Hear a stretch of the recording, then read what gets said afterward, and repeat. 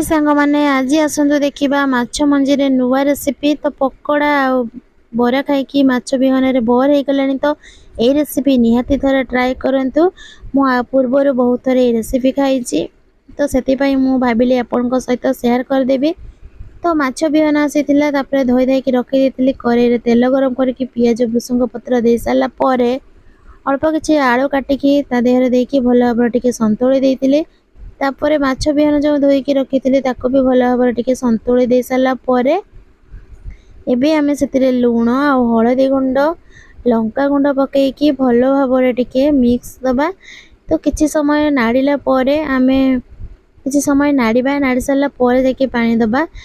तो यही रेसिपी मु पूर्वर खाई बहुत थर मो जेजेमा बनाउथिले, तो मते बहुत भल लगे। एथिरे टमाटो पड़ले आहरी टेस्ट हम।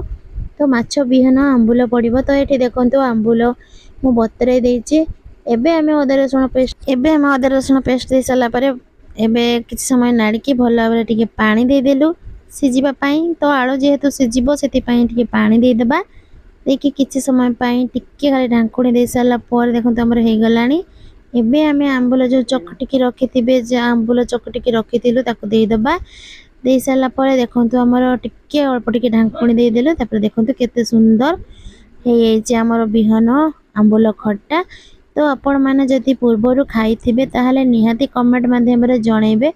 मु तो चालिली माछ बिहन गरमा गरम तरकारी आ भात नेकी खाइबा पई। आपण मानको जदि भल लागिथिबो निहाती बनेकी खांतु। आ एई रेसिपीटी आपण मानको केमिति लागिला कमेंट माध्यम रे निहाती जणैबे आ बनेकी निहाती खाइबे। तो मु पूर्वर बहुत थर खाई कही कहीं यहाँ मो जेजेबापा जेजेमा बनाती आमे समस्ते भी खाऊ। तो बहुत भल लगे से आपण मान सहित शेयर कली। जदि भल लगी ताले निहाती जणैबे।